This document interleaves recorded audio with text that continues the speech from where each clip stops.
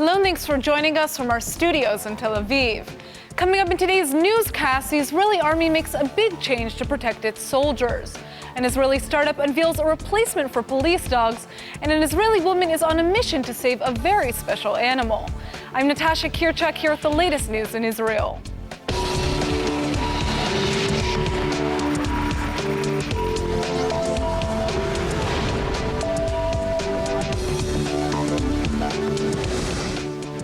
Israeli military officials are saying the wave of terror is going to continue unless something changes. The army is making some internal adjustments to protect its forces by ordering off-duty soldiers to carry their weapons even when they leave their base. The IDF military intelligence chief Herzl Halevi says unless the peace process is restarted, the current wave of terror will keep growing. Halevi claims the security establishment is handicapped because the acts of terror don't have an obvious end goal or definition. Halevi says a lack of diplomacy will encourage others to join the wave of Palestinian terror. The continuing terrorism is already affecting the Israeli army. The IDF chief of staff is ordering off-duty soldiers to always carry their weapons when they leave base. Soldiers are often allowed to lock up their weapons when heading home for weekends or holidays, but it looks like that won't be happening anymore. The change was announced after the murder of Staff Sergeant Tuvia Weissman last week. The 21-year-old soldier was off-duty and unarmed when he was stabbed to death in a West Bank supermarket. As the BDS movement becomes stronger worldwide, Canada has decided to speak out. The Canadian government has denounced the boycott of Israel and says the movement won't help anyone. The Canadian Parliament has passed a motion formally condemning the boycott, divestment, and sanctions movement against Israel. The motion passed by an overwhelming vote of 229 to 51. Showing Canada's strong support for the Jewish state. The bill denounces the BDS movement, saying it tries to delegitimize Israel. It calls on the Canadian government to condemn any and all attempts by Canadian organizations, groups, or individuals to promote the BDS movement in Canada and abroad. The motion was introduced by Canada's Conservative Party, but it's received support across the board. So the motion before the House deals with the boycott, divestment, and sanctions movement, also known as BDS, an acronym I'll be using, against the state of Israel. And like I've done before, I'm reminded of the Yiddish proverb, the smallest vengeance poisons the soul. And the BDS movement is vengeful, petty, counterproductive. It poisons the olive branch of peace that individuals on both sides of the conflict are attempting to nurture. It discriminates based on nationality and ethnicity. It undermines peace by endangering Palestinian jobs linked to Israeli-owned companies, and it imports a foreign conflict to Canada. It achieves none of the goals of its supporters. It is not pro-Palestinian. It is anti-Israel, anti-Jewish, and I would say in many cases anti-Semitic. It poisons whatever potential for goodwill there exists between these two competing sides. It shields the anti-Semites behind a veil of righteousness to pretend to fight for the weak and the downtrodden, when actually they promote hate, a hate that poisons the soul. In 2011, the Boutique Le Marcheur, a shoe store on Saint-Denis Street in Montreal, was the target of activists from a pro-BDS group who protested owner Yves Archambault and Ginette Auger inclusion of Israeli-made shoes in their stock. The sheer pettiness of picking on small business owners in Canada, trying to earn a living, achieves nothing towards the resolution of the Israeli-Palestinian conflict. Canada and Israel have a long history of friendship, as well as economic and diplomatic ties.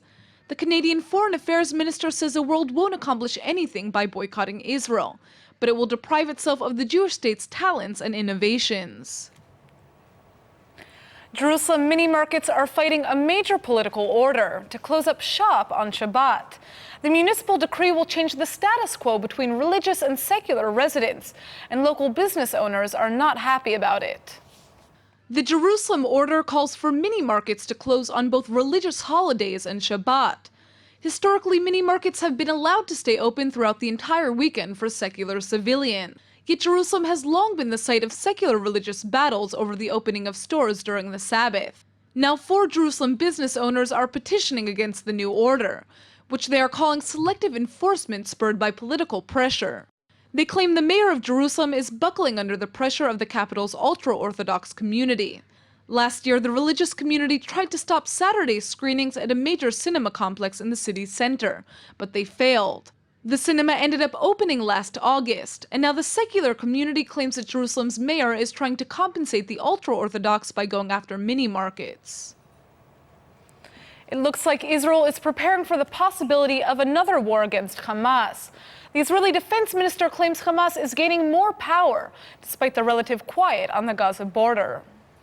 Defense Minister Moshe Ya'alon says that while Hamas hasn't fired one bullet, the terror group is trying to arm itself with rockets.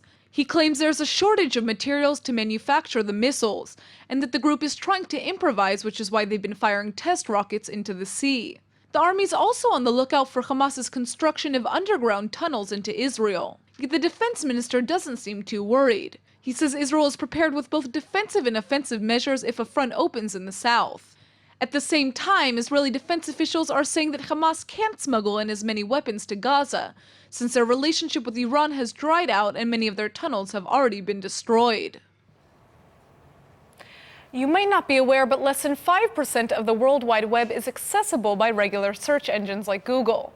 The rest of the internet is referred to as the hidden web, which facilitates lots of illegal activities like terrorism. Until now, it's been pretty difficult to access, but things are changing. Luckily for us, an Israeli startup is beginning to diffuse this digital underworld. Avi Kastan joins us from Sixskill. Thanks for coming in. Hi, Natasha. Thank you for inviting me. So one of the biggest issues that we're seeing on the news right now, the world is facing, is the dark internet. And people talk about this term, cyber warfare. But can you define what that means? Well, cyber warfare is a group of a set of actions that one group takes in order to make some offense or damage to another group or state or even private identities. And yes, we are seeing a rise in this type of attacks.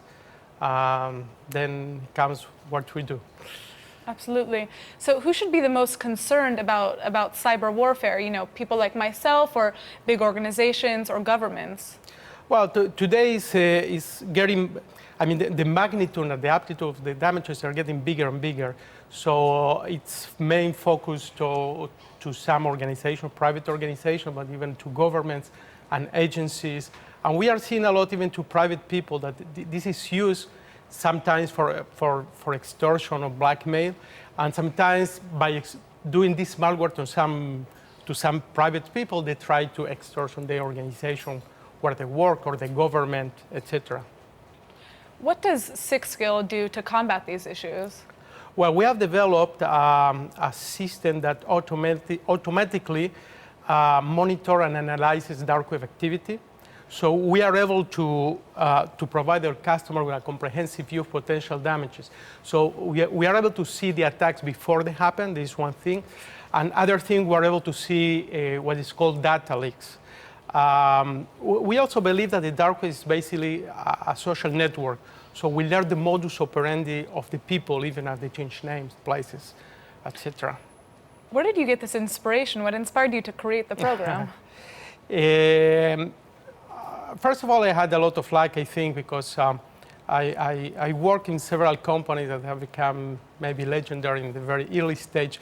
So I learned from others regarding disruptive technologies and stuff like that. And I recognized that we were in the middle of like a paradigm shift.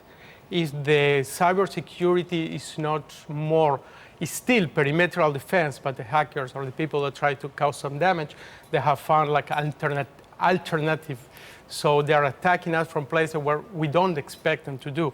And then I recognized that it was play for a technology that can give an answer to these type of attacks. So what are the successes that you guys have experienced so far? Well, I prefer not to enter too much into details. I can only imagine. But our customers include from several, from governments to agencies, to private sector, to banks, etc. And I also want to say that we have also great investors behind us, Terra Ventures, that they really are they do a great work too. So just I want to say that. I want to change topics for a second. I understand that you actually made Aliyah to Israel when you were 18 years old. That's right. And that's not an easy thing to do. And you've had a lot of success so far, though, since you've arrived. Can you tell us how your immigration has influenced the success that you've had? Well, yes, I made Aliyah when I was 18, and a little more than that, not too much.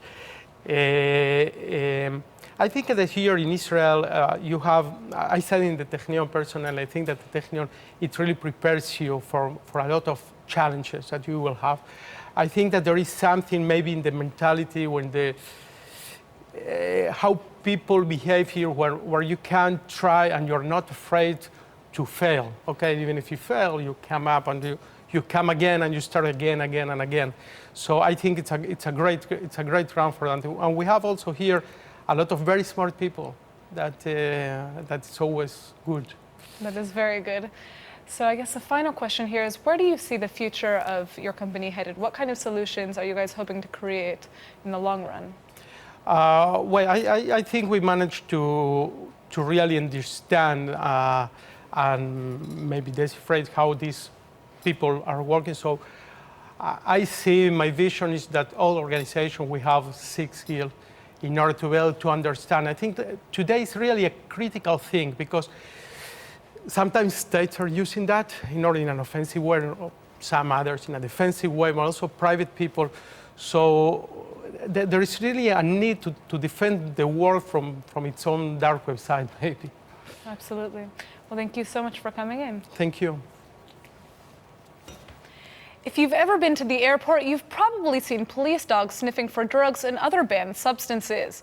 One Israeli startup has created a nano sensor that does the same thing, and it's so good it might be putting your furry friends out of work.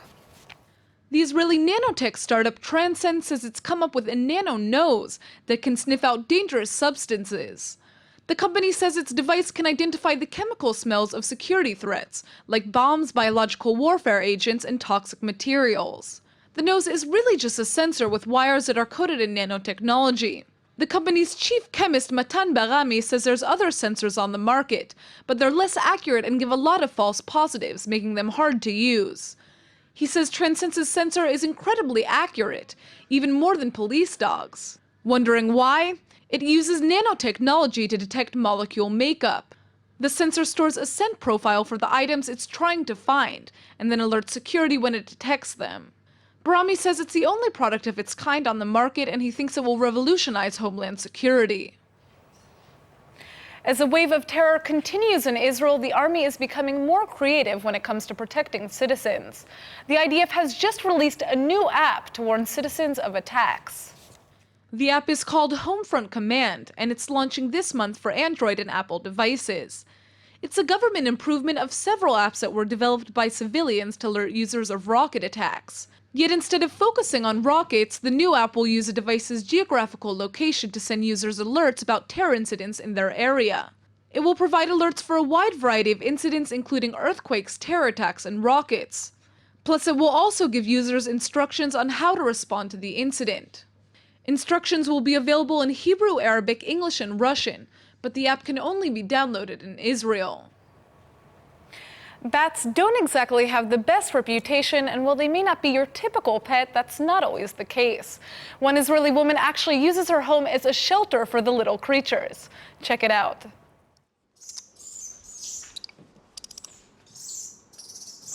Lots of people are afraid of bats, but not Nora Lifshitz. The Israeli woman has transformed her small apartment in Tel Aviv into a shelter for dozens of the injured creatures.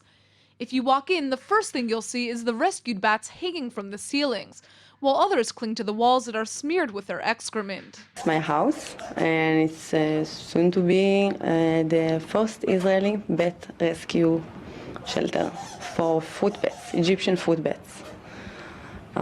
We have here 70 bats that are injured or exhausted or often babies.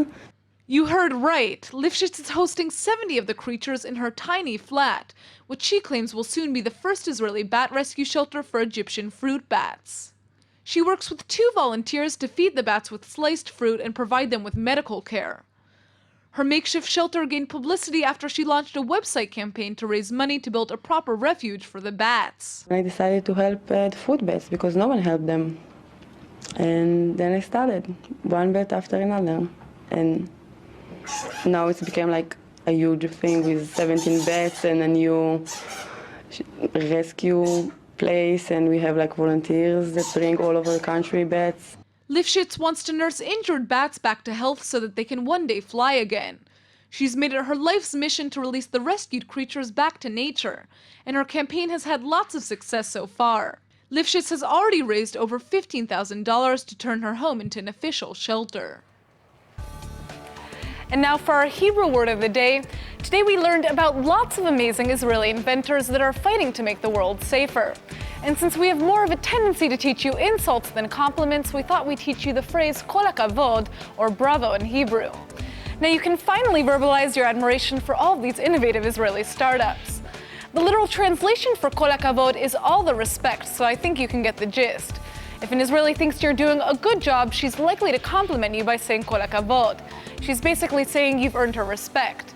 So if you want to sound like a real Israeli yourself, just say kol hakavod to whomever you admire. Let's go ahead and take a look at the weather forecast. The spring weather is back. Wednesday is expected to be sunny with a high of 70 degrees. The sun will keep on shining through Thursday, and the temperature should go up to 73.